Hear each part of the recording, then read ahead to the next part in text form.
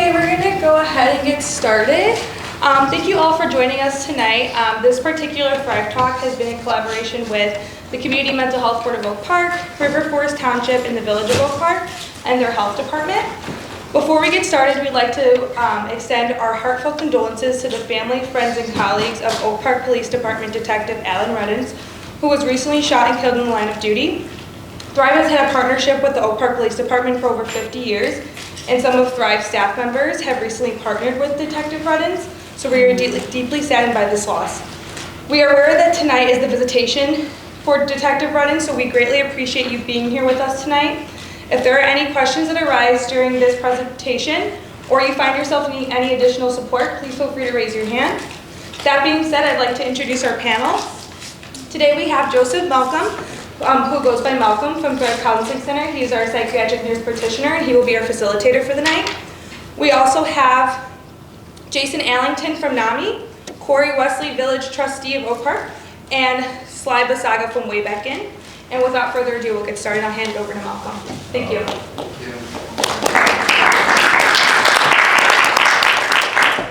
Well, good evening, everyone. Thank you all for coming out on such a cold fall evening during the middle of the week, so we do really appreciate that. For coming out and helping us discuss such an important topic concerning the issues surrounding men's mental health. So I know we gave a brief introduction, but if you would, I would ask our panelists to kind of just give a little more about their background, personal experiences, and kind of what brought them here tonight to kind of discuss these things with us on this evening. Corey, I'd like to start with you. Of course you would. So I'm Corey Wesley, Village Trustee of Oak Park. My day job is a ServiceNow consultant. I'm an independent consultant. I've been doing that for the last, almost 10 years. And I've been in IT for nearing 30. I'm here because therapy is life-changing. It has changed my life. And so, once there was a time when I didn't think it was possible and I thought I had it all handled, and I didn't, right? And I didn't know what I didn't know. And so now that I know what I know, I'd like to share with everyone else so that they can know what I know. I mean, that's really, I know there's a lot of no's, but that's kind of, that's kind of really where it boils down for me. There was I'll get into it as we go, but yeah. That's why I'm here. I just like to share what I've learned because it's been so helpful for me. Jason. Thanks, Gwen. Yeah, hi, I'm Jason Allington. I live in Oak Park. I am here because I lived with suicidal ideation from the age of 15 to 40, more or less, for about 25 years. And I understand what not talking about it looks like and not dealing with it looks like. Unfortunately, it took a suicide attempt in 2008 to wake me up. And it also introduced me to NAMI. After I got out of the hospital, I started attending NAMI connections groups. Fast forward 15 years, I've been on the board of directors, I've spoken at events, I've spoken at hospitals, I've facilitated groups, and I've even done stand-up at events to help raise money. And then finally, last year, I became an employee. For the first time, I left a 30-year career in sales to start working full-time. And I currently have the privilege of leading a team of support specialists at Madden State Psychiatric Hospital, who are operating under a state grant to provide transition services for patients that leave the hospital, give them 6 months of face-to-face, hands-on support, casework, to help them have a successful transition back into the world. That's where I'm at. Sly? Yes, hi everybody, I'm Sly, and I work at Way Back In. It's over here in Maywood, and one thing that was really big for me was that I wanted to come and spread the message of my experience to help other people. And I had suicidal ideations since I was 12 years old to about 35 years old, and I was able to find help and come to a place where I can now spread the message with other people that are dual diagnosed, because that's what I'm actually at as well, and I'm just grateful to be here, and that I'll pass. All right, thank you, Sly. And once again, my name is Joseph Malcolm. I've been in healthcare field for over a couple decades, but really touched by mental health personally around 2009, 2010 as an officer in the United States Army. I was part of a reintegration unit where we were bringing soldiers back from deployment overseas. And during that time, I really saw how difficult it was for those soldiers to really come back and get reintegrated with their families. They were struggling with alcoholism, drug addiction, and just not knowing how to be themselves, PTSD. So that really opened my eyes into what mental health and the importance of really trying to understand. And at that time, we in the military really didn't even identify that. It was such a stigma against that. People tried to hide it and not want to talk about it. So we had a lot of soldiers suffering in silence. And we want to just make sure that we bring that to the forefront now. And I've been also affected by it in my own personal life with several family members who have struggled with mental illness. So I really appreciate this opportunity to share with you and the rest of the panelists, and we'll get started from there. All right, so each of you guys had a chance to kind of just talk about your stories and journeys. And you stated that you have been reached out and sought help for at least once in your life. However, we know that in general, we as men, for whatever reason, don't take that opportunity to kind of reach out and figure out that we need help or just say that something is going on with us. So Corey, why do you think that may be, that we just don't as men reach out?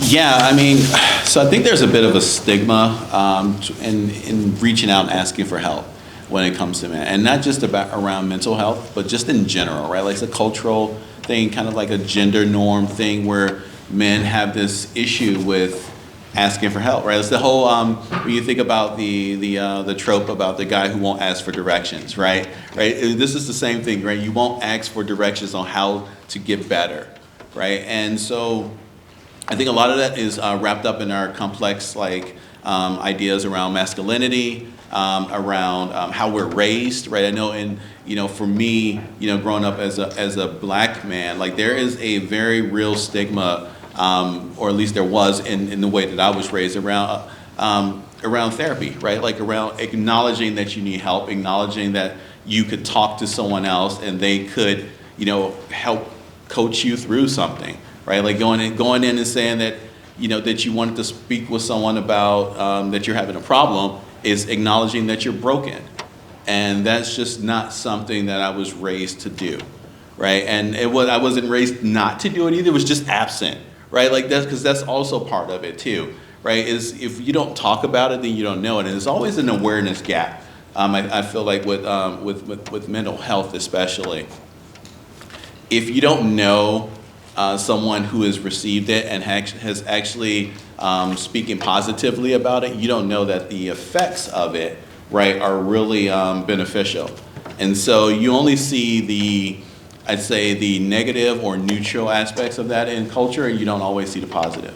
And so I think there's a lot of complex different things at war with why we don't necessarily seek out that help, but I think all of those things apply. Thank you. Salai, what are some of the suggestions you may encourage men to seek that type of help and support?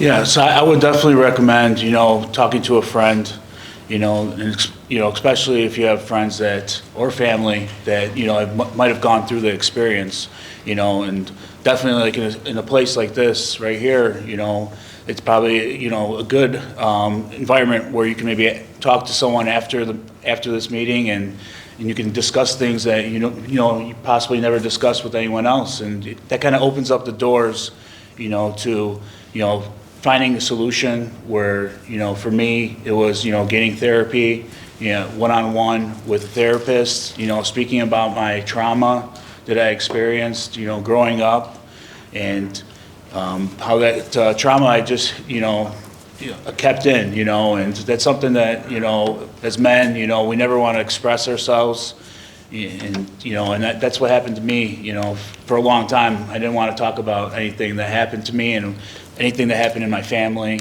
and there's a lot of things that I've been learning, and part of my story is as well that, my grandfather committed suicide when he was 46 years old in Poland, and I just found this out actually recently, so it's kind of crazy that, I was actually offered this opportunity to speak here. And there was some more information that, because I talked with a cousin that I didn't really talk to because of my dual diagnosis, and she told me that, yeah, her grandfather was actually, in a concentration camp when he was 6 years old. My family came from Poland, and my dad emigrated over here, and my dad, went through that kind of trauma with his dad, and he never resolved it. And so we have to realize, as men, that we have this opportunity here to have these resources, that we can have a therapist, we can, talk to people, we can go to support groups, we can go and get hospitalization if it's a crisis, and then that's what occurred to me with my attempted suicide, going through a psych ward, and also, going through some other challenges that I had with substance abuse, paired with, my depression, major depression disorder, so. Oh, thank you. Jason, do you have any thoughts about how to make men feel more comfortable seeking help and getting support? Yeah, and I don't know that men will ever be comfortable seeking help, getting support. I think it's so deeply ingrained. But I'm going to answer that in a backwards way. When I was 15 and started having suicidal ideation, I was young. There was no forum. There was nobody I could talk to. The only thing I knew about mental illness and depression, the only thing I knew about suicide was what I'd seen in movies. One Flew Over the Cuckoo's Nest was what I thought mental health was about, right? Sybil, that kind of thing. It was these horrible stories. And I thought, if I tell anybody the way I really feel, I'll be locked up in a room somewhere and never see the light of day. So I kept it quiet. And also, growing up, my formative years were the 70s and 80s. It was definitely not a thing guys talked about at that time, to be sure. It's still barely something that guys talk about, but it's definitely getting better. I often think, what could I have been told years ago that might have caught my attention? And I've thought about that for years, and it's, I'm not sure I have a definitive answer yet, but I will say this. One thing that we do at NAMI that's been very effective is speaking at the high schools and the junior highs to the kids. What that does is it makes the conversation, it brings the conversation to life and introduces it as a concept to very young, impressionable minds who are starting to have these feelings. And if somebody had come along at that time when I was that young, and if I'd heard a male that I could look up to saying, I used to have these feelings and it was like XYZ, that would very likely have done some good for me. I know we do a lot of good for other people right now, and that's tough. On a one-to-one basis, how would I help a man feel comfortable with getting help?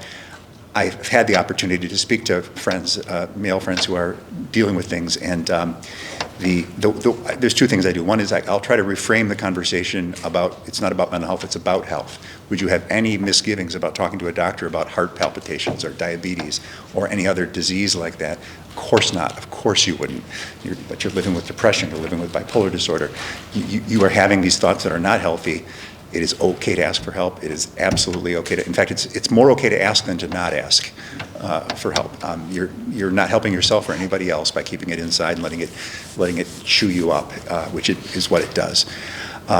The other thing I do when I'm starting a conversation with somebody who's feeling around the subject of getting help is I'll invite them to attend one support group. Just go to one, commit to one support group, and commit to go and sit there for an hour, whatever it is, sit there for an hour, and if it's not your cup of tea, you're done with it. But if you get any value at all out of it, try it again, and try it again. I've seen too many people's lives moved in positive directions simply by virtue of having a group they can go to talk to on a regular basis and get this stuff out. And it's, I give a lot of credit to the work that AA has done over the last 100 years in creating a format that allows men and women, but it's really the only place where men talk about their feelings in a public place. And it has become the stigma that has been removed from alcoholism over the decades is slower in doing that with mental illness, but it's happening. And I think the more we can get things like this going on, getting conversations out there, the better. Thanks for that. And kind of piggyback on what Corey was talking about in regard to culturally, And I can speak on two very distinct cultures, one being from the African American community where it was not discussed, sometimes even laughed at. I can remember growing up when we thought that we had someone who was just a little different from us, thought different than we did. It was not even, we made fun of those people. We talked about them and didn't allow them to be with us. So I think that the way that we combat that is through education.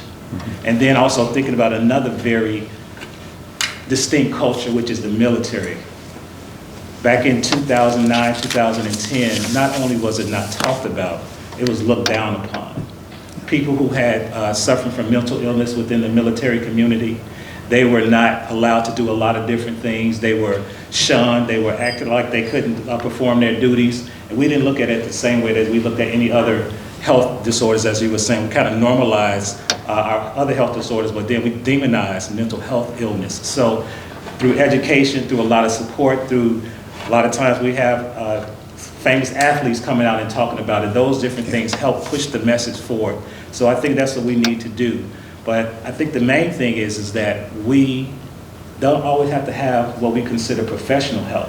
We just need a confidant, somebody as men that we can talk to, that we feel comfortable with, and in that, it comes that vulnerability. So we have to be able to do those things, and that's where the real work begins, having those one-on-ones like you were talking about, Jason, and beginning to connect with people on that very basic level. That's how we can get them to get help, not necessarily beating them over the head, talking about let's go and go to this mental health forum. No, we don't necessarily want to do that. Let's take baby steps and get them to kind of be aware of some of the challenges that we're facing in regards to that. Okay. As we know, experts know that the inability to seek and engage in treatment resulting in devastating outcomes. Just 2 years ago, in 2022, men died by suicide, almost 4 times more than women.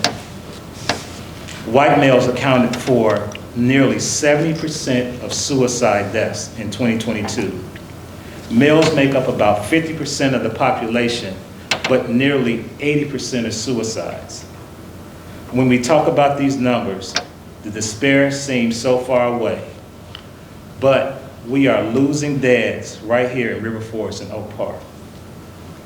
So Jason, I just want you to say why this might be.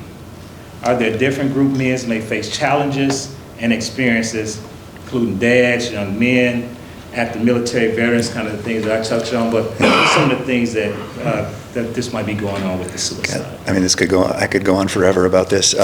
Your coverage of the military, I'm kind of quaking inside a little bit thinking about what we put soldiers through and ask them to come back and lead a normal life. It's ridiculous. Why is this happening? I believe the suicide rate, the successful suicide rate for men is a matter of method. Men tend to shoot themselves, and that's a more sure way to die. Women are much less likely to use a gun, so the chances of a failed suicide is higher. Why it's happening? Yeah, I think gender roles is a big part of it. I think economically, and there's so much pressure and so much divisiveness in the society. There's so many factors. Social media is part of it.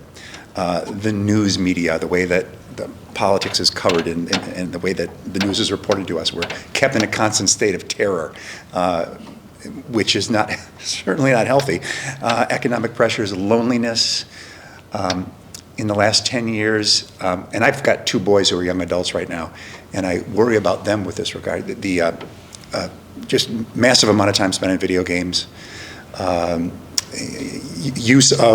excessive use of marijuana in particular, just to numb at their age is concerning to me because their brains are still developing. All these things that they're doing to cope with what they see as a very negative world right now. My kids are really worried about the world, and I think that for young people, men and women, that's a problem. And the general, I think the pressures are. I don't think it's just a men thing. I know this is a men's event, but I keep saying men and women. They're all facing these same struggles. I think what continues to be an issue is that men don't feel comfortable talking about it. Women, by virtue of their nature, are better communicators, better at talking to each other. They're more in touch with their feelings. I mean, these are all stereotypes, but I'm not talking out of school. This is a reality. And I think something else that's going on, too, is men are wondering what it means to be a man in the society today. It was a very easy definition 50 years ago. As toxic as it was an easy definition what a man is. Nowadays, men are, there's some confusion, of what it means. And certainly being vulnerable, any man will tell you it's okay to be vulnerable, it's okay to ask for help now, and enlightened man would say that, but for them to actually do it is another issue. It's just, I just think, I don't know I lose my train of thought sometimes because I'm getting old. You're spot on, Jason.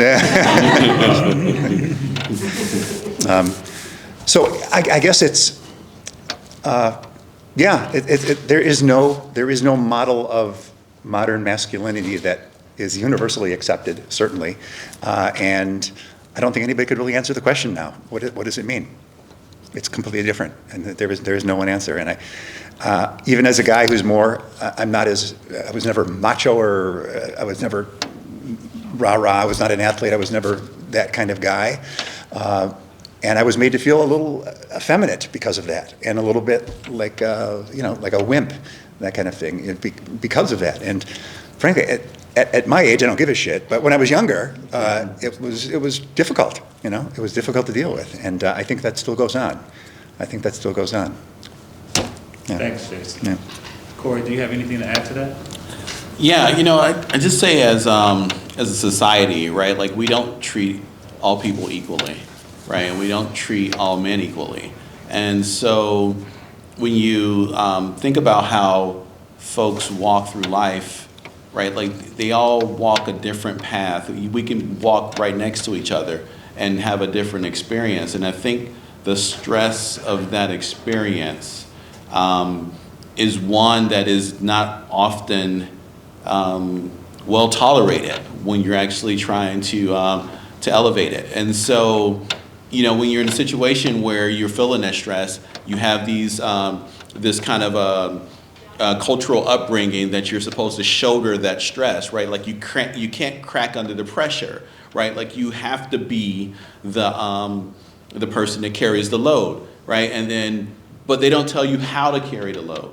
They don't tell you where to go if you feel like your back is bending, if you feel like you're going to lose it, if you're going to fall apart, right? They don't give you any of the tools to help make you successful in carrying the load. They just tell you, this is how life works. This is your role in it.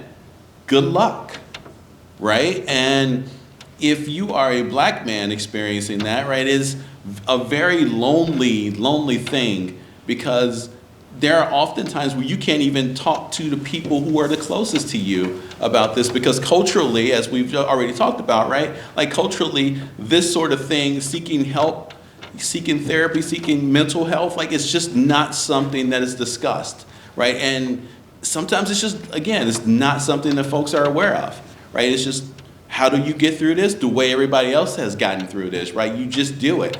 And I think that leaves folks in a very fragile position, right? And so you, while you think you're being resilient, right? Like, I can carry another load, and I'm really good at this, right? I can grab another load, I'll do another thing, and and I've got a whole bunch of things. You don't notice, right? Like, when your flexibility is going to rigidity, right? And then going to, like, you don't see those micro cracks starting to form, right? You only notice when you fall down. It's really hard to get up when you fall down, right? Like, it's a lot easier to ask for help and have somebody catch you before you hit the floor, right? And so we need to do more of, it's okay to ask for help, right? It's okay to say, hey, this load is heavy. I need somebody else to grab something for me, at least, if not forever, at least for right now, right? And there's a whole just a whole perspective on this where we then ask these same people who were asking to carry all these loads to help other people, right? And it's like, how do you do that? How do you help somebody else carry a load if you're already collapsing under your own, right? And and I think it just starts with you've got to recognize that, and you've got to help yourself first, right? It's like, you're on an airplane, you hit the little turbulence, right? Oxygen masks come down, what they say. Put yours on first, right? Before you help the person next to you, you got to take care of yourself. You can't help somebody else if you pass out first, right? So, I think just normalizing that it's okay to ask for help, that it's okay to get support before you collapse, right? I think would just be extremely, extremely helpful. Thanks for that. Sly, what's your perspective here? Yeah, I think, one interesting perspective, that I see with Jason was alluding, with his sons about, marijuana usage, and other substances that I see, on a daily basis, men that come in and they have all these unresolved underlying issues, and, they've been self-medicating for a long period of time and never addressing the root causes. And, coming to a facility and, being able to talk with a counselor and, opening up yourself, and being able to discuss any trauma, because there's a lot of trauma that these men have been affected with, and once you're able to kind of open up yourself, and open up yourself and, have that dialogue that you never had with another person, it's really profound. And, once after, going through that experience and, trying to, help yourself, and then, by keeping, that sanity and keeping yourself in a place where you're stable. And so I noticed that, that I needed to help other people, to help with my own self, with myself. They gave back,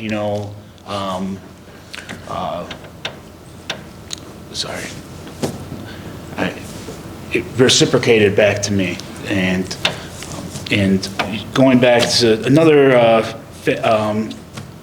facet of the mental health, what is not talked about a lot is medication. And, there was a point where, I was offered a suggestion from a psychiatrist that I was seeing as well, to take a certain medication, antidepressant, and, and this was something that I didn't want to do. I was very apprehensive, to the idea. I said, why, I thought medication, I had such a stigma about it that, only crazy people that are, in some sort of, insane asylum would be the only people that would be taking medication. And, I noticed that actually helped with the process to get me to a place that I can be more stable too. And, that's something that can be just temporary. It's not something that, you need to take for the rest of your life. And so, yeah, with clearing, the substance abuse, it's really helped me to deal with my emotional sobriety and deal with, the underlying issues that I have. And it's, it's always a work in progress. And, I still, have a mentor, and I go to support groups as well. And, and that's really been helping me, so. Thanks a lot. As we talk about this, I currently have 3 boys, or 4 actually, but 3 young men that are currently in active duty in the United States Air Force. I have one that's in Germany, one that's in South Korea, and one that's stationed in Colorado. And unfortunately, each one of these young men have personally experienced one of their flight members or someone in their flight commit suicide. One of my sons had 2 commit suicide within a 2-month time frame. So despite all of our efforts and all the education that we have, there still is a problem. The message is not getting out. There are around 50, 60 young men and women on a daily basis, and no one still knew that they were suffering to the point where they were thinking about taking their lives. Something is wrong with that. We have become a society that we're so detached, and we don't know how to interact with each other. So that's something that we have to begin to teach our children, teach the ones coming behind us. Yeah, come on, let's get off of that video game for a minute and let's have a conversation. There's no reason for 2 of us to be in a room together and texting each other. So we have to learn how to care for one another on a deeper level, as opposed to all the technology that we have that have definitely helped us in a lot of ways, but it sure has hindered us in a lot of ways. How can we have people that are that close to us and didn't realize they were suffering to that extent? So it's more than just education, it's about human kindness and getting to know our fellow person. So, and to even bring it closer to home, not just those in the military. I've had the privilege of working with a lot of young men that thrive. They come and they want to just talk. They don't have anyone to talk to. They come and think I'm gonna just give them medication. And a lot of times it's just about talking. And the thing about it is that it's hard to convince someone who feels that it's hopeless. I've asked several of my patients, young men, 16 to 20, I said, how long do you expect to live? And many of them say, I don't expect to live past 25. So if you're already going in a situation where you're feeling like I may have 6 or 7 years left, the value of life is not there. So it's nothing for them to commit suicide or even think about taking the life of someone else because they don't value life. So we have to really begin to meet people where they are. When they come into my office, I let them be who they are.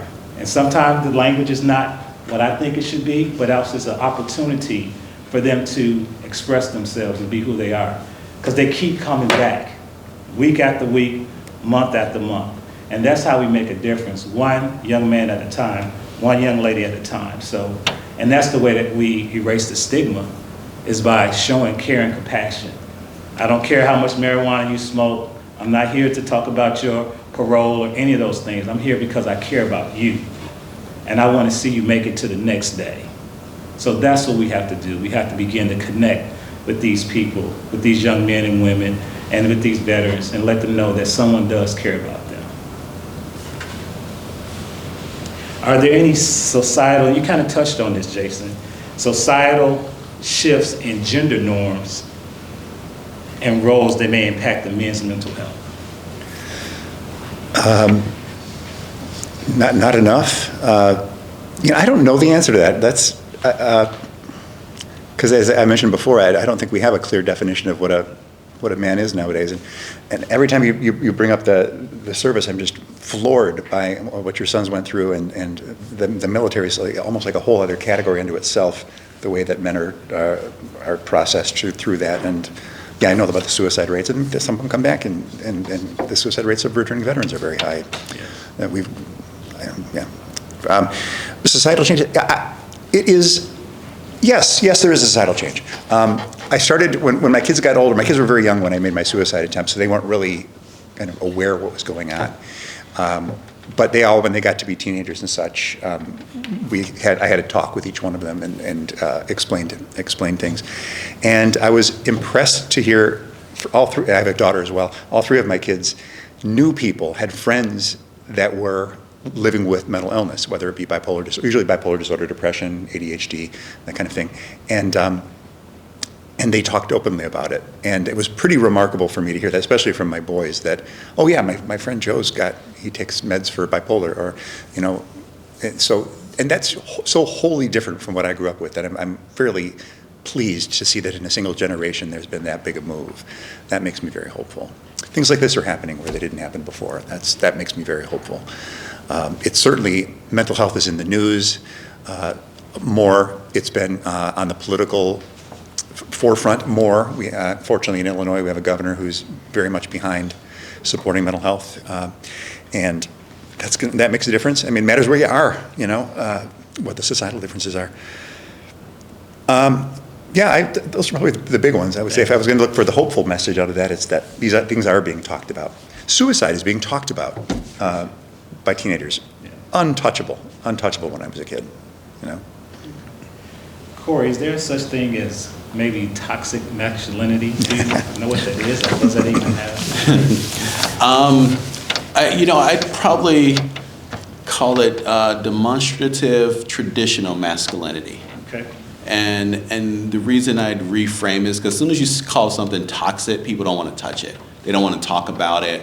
right? It becomes verboten, right? Like we can't have that conversation, right? The way I look at it is that, as Jason mentioned earlier, right? Like there's those traditional, back in the 50s, you knew what it meant to be a man, right? And as society has evolved, right? Like the definition of what being a man has kind of changed, has shifted a little bit, right? And that has led to us being able to have conversations like this, right, as a group of men up here on stage. But then there's always, society is a pendulum, right? Like, and so you shift one way and then you get a little bit of shift back the other way. And so as you have the same doors that open to allow these conversations to happen, you get a pushback towards well, that's not where we should be, right? And what we should be is back like it was in the 50s when things were, however, that traditional masculinity, that traditional definition of masculinity, and how you show that, right? And that defines you as a person.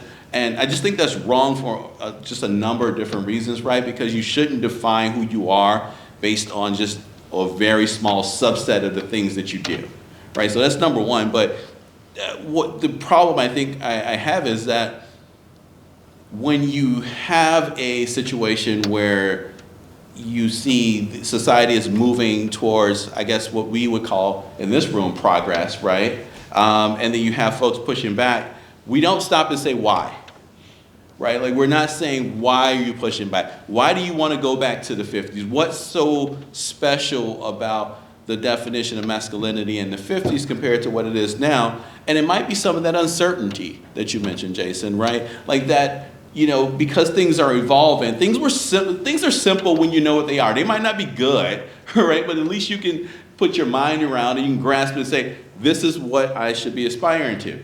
And even if you don't personally identify with that, if you can broadcast that and you can fake it, right, then you can fit into society and you can maneuver. And that takes a bit of the stress off. Right now, how do you signal in a way when you don't know what to signal?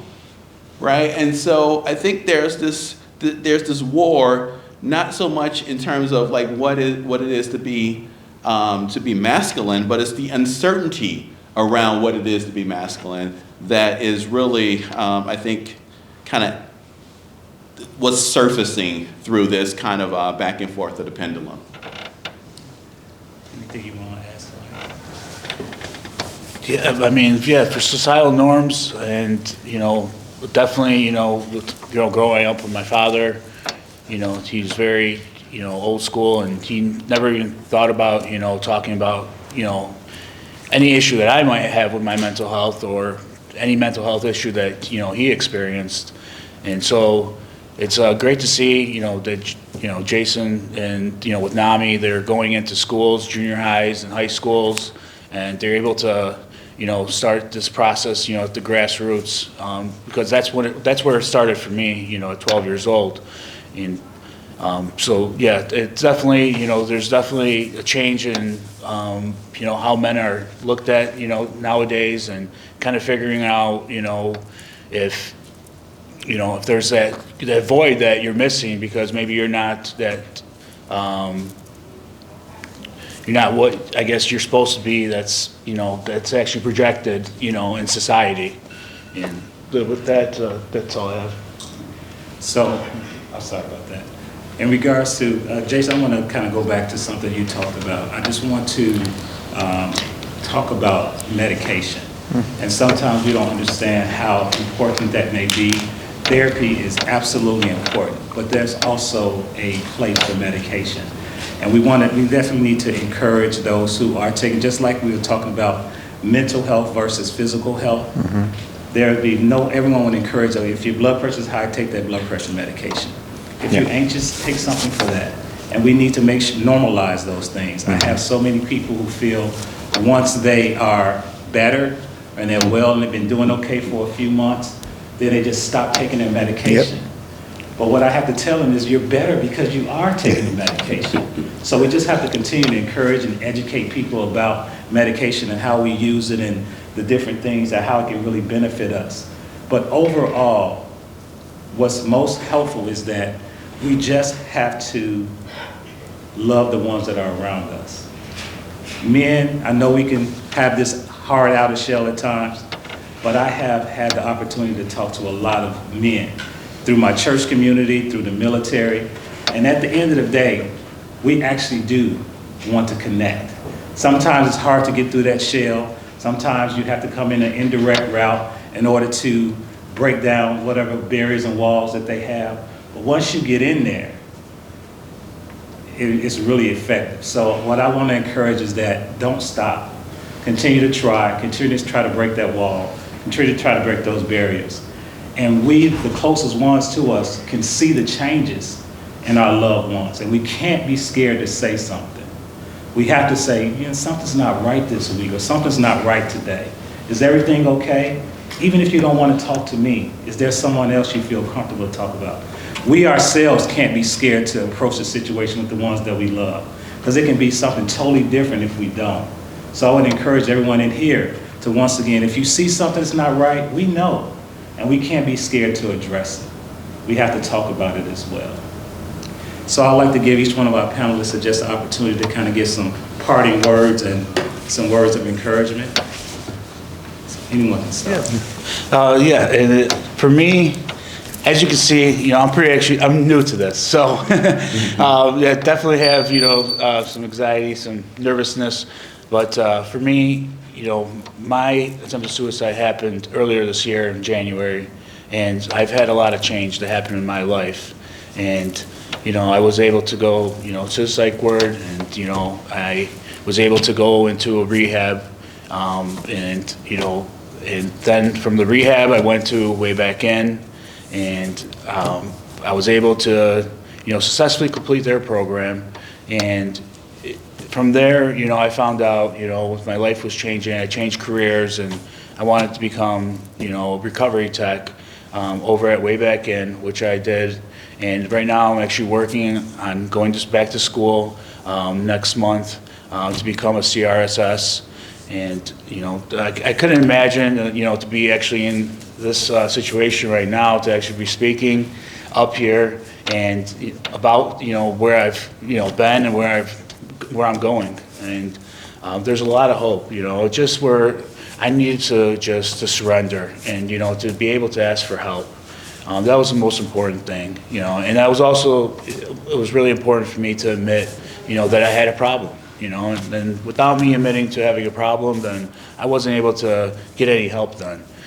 And so with, you know, with psychiatry and with having a therapy, and that coupled with support groups and having a mentor, and, you know, just having a lot of different outlets, you know, to talk to someone, and, you know, to be able to, you know, leave my past in the past and move into the future, and, you know, become someone that I never imagined, you know, where my life would be going right now. And I'm very thankful that I was able to come here, and thankful for everyone here too. So, thank you. Over here, Thanks, Jason. Len.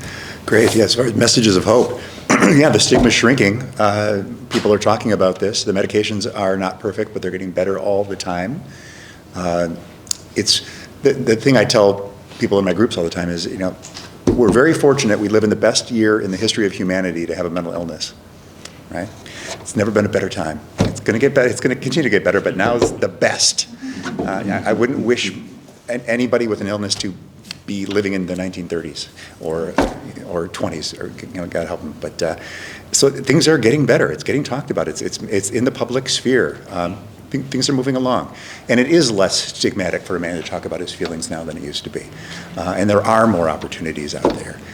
We have technology now. There are 1,000 support groups online that you can get to any day of the week, any time of day. It's better. It's just better. And I feel it's going to continue to get that way. I think we're getting smarter about how we think about mental illness. I think as we're going down the trauma-informed care is a big thing right now, which I think is a tremendous path. I would love it if we could get something with the veterans, like get some way to solve what's going on, what we do to our soldiers. But again, it's just getting better. I guess that's it. You have to have hope because it's getting better. And I should say, I met Sly here for the first time face to face tonight, and we immediately learned that we have virtually the same life. We're ill for about the same amount of time, had our attempt, and then recently moved into the not-for-profit community. He's working for way back, and I'm working for full-time for NAMI. I spent 30 years selling internet advertising because I was chasing the almighty dollar while my soul was being sucked out of me. I have never felt better in my life than I do helping people at Madden Hospital, for example. And that gives me great hope. Imagine this. Madden Hospital is the safety net psychiatric hospital in Cook County. The people that go there are largely uninsured. Many of them are unhoused. And most of them are acutely ill. And I've been doing, for 6 months, I've been working with the team to help these people negotiate their paths into the community. And we are actively working with 50 people right now that are getting the supports they need to find housing and food and clothes and jobs and all that stuff that they need to prevent them from getting back in the hospital. Talking about staying on your medications, because that's the #1 reason they go back in the hospital, is they come off their medications. It's a weird illness in that way, that the cure actually makes you think you don't need it anymore. I've been down that road myself, and it's very frustrating.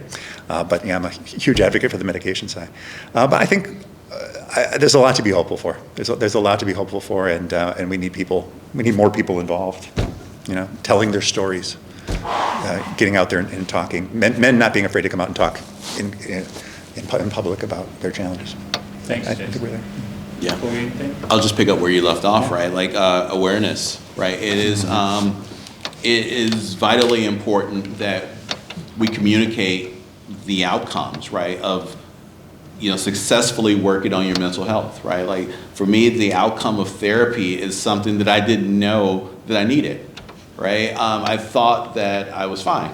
I thought, it was 2020, COVID, right? Like, so there's that one stressor, right, for everyone. But, I had a couple other things that happened. I lost my mom that year and a few other things. And that one was really the thing that kind of pushed me. And my wife, who's in the audience, was really the force behind that. She's like, you should try it. And I thought, yeah, I could try it, right? Like, I'll try it, right? Like, what could go wrong, right? Like, maybe if it works, great. If it doesn't, I tried it. Wow. So you don't know what you don't know. And so what I'd say is just, try it, right? Like, take the step, do something, right? And because you might think that you are coping, you might not be. And maybe you are coping here, right? But maybe you could be coping here, right? And there's a huge difference between here and here, let me tell you. And I just feel like personally, what I've gotten out of this is just so hard to itemize, but just in general, it is a greater sense of self and healthiness, right? Like just as if you hit the gym for 3 days a week, right? Like, yeah, how you feel that's how I feel after having therapy, right? That's how I feel about talking to my therapist about all the stuff that happens in my night job, right? And I couldn't do that job without him because I leave all of that stuff with him. And that enables me to show up the next week and do it all over again. It's, for me again, right, it's just you don't know what you don't know. You should absolutely try it. It's probably for you. You might not think so. I think it probably is. Thanks, guys. And the last thing I'll say about this is just reach one. Just reach one. Find that person that needs that support and help, and keep going after it. Because they're probably going to be resistant initially, not understanding what this is all about, not wanting to admit that there's a problem. But we have to keep persevering and have to keep moving and pushing forward. So each of us just take on the responsibility to just reach one. We'll be in a much better place. And with that being said, I'd like to open it up to everyone for questions. Yes, sir. My name is Francisco.